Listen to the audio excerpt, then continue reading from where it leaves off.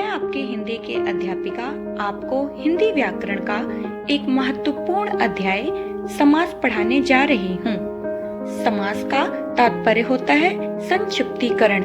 इसका शाब्दिक अर्थ होता है छोटा रूप, अर्थात जब दो या दो से अधिक शब्दों से मिलकर जो नया और छोटा शब्द बनता है उस शब्द को समास कहते हैं। समास रचना में दो पद होते हैं। पहले पद को पूर्व पद कहा जाता है और दूसरे पद को उत्तर पद कहा जाता है। इन दोनों से जो नया शब्द बनता है वो समस्त पद कहलाता है। समास के 6 भेद होते हैं।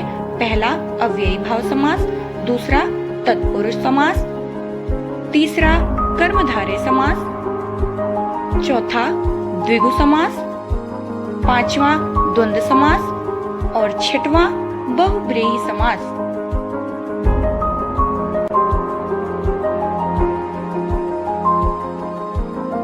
सबसे पहले हम पढ़ेंगे अव्ययी भाव समास। इसमें प्रथम पद अव्यय होता है और उसका अर्थ प्रधान होता है, उसे अव्ययी भाव समास कहते हैं।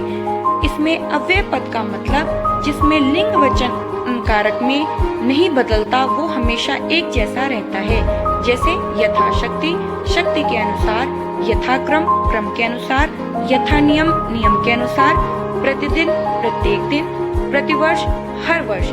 दूसरे शब्दों में कहा जाए तो यदि एक शब्द की पुनरावृत्ति हो और दोनों शब्द मिलकर अव्यय की तरह प्रयोग हो तो उसे अव्ययी भाव समास कहते हैं। तत्पुरुष समास, इस समास में दूसरा पद प्रधान होता है। यह कारक से जुड़ा समास होता है। इसमें कारक चिन्ह का लोप होता है। जैसे देशभक्ति, देश के लिए भक्ति, राजपुत्र, राजा का पुत्र, राह खर्च, राह के लिए खर्च, तुलसीकृत, तुलसी द्वारा कृत। इस समास में दूसरा पद प्रधान होता है। तीसरा समास है कर्मधारय समास। इस समास का उत्तर पद प्रधान होता है। इस समास में विशेषण विशेष और उपमेय उपमान से मिलकर बनते हैं।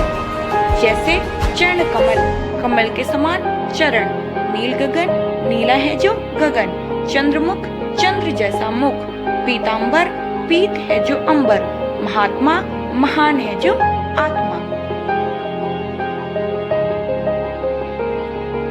द्विगु समास, द्विगु समास में पूर्व पद अर्थात पहला पद संख्यावाचक और दूसरा पद इसमें संज्ञा होता है।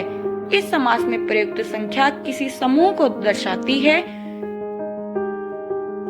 किसी अर्थ को नहीं। इससे समूह और समाहार का बोध होता है। जैसे नवग्रह, 9 ग्रहों का समूह, दोपहर, दोपहरों का समाहार, त्रिवेणी, 3 वेणियों का समूह, पंचतंत्र, 5 तंत्रों का समूह, त्रिलोक, 3 लोकों का समूह। और हमारा अगला समास है द्वंद्व समास। इस समास में दोनों पद ही प्रधान होते हैं। इसमें किसी भी पद का गौड़ नहीं होता है। ये दोनों पद एक दूसरे पद के विलोम होते हैं, लेकिन ये हमेशा नहीं होता है। इसका विग्रह करने पर और अथवा या एवं का प्रयोग होता है।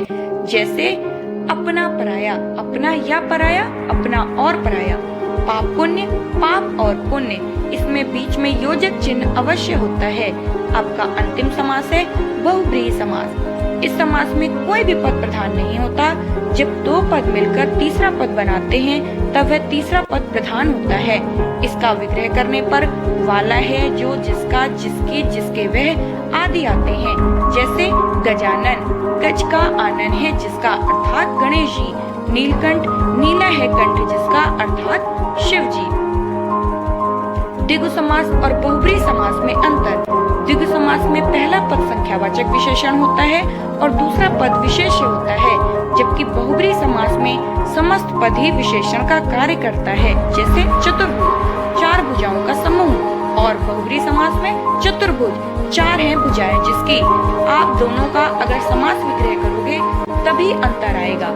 यही अंतर आपका कर्मधारय और बहुब्रीहि समास में अंतर होता है। आपके समास विग्रह के अंतर करने में कर्मधारय और बहुब्रीहि समास में अंतर हो जाता है। धन्यवाद।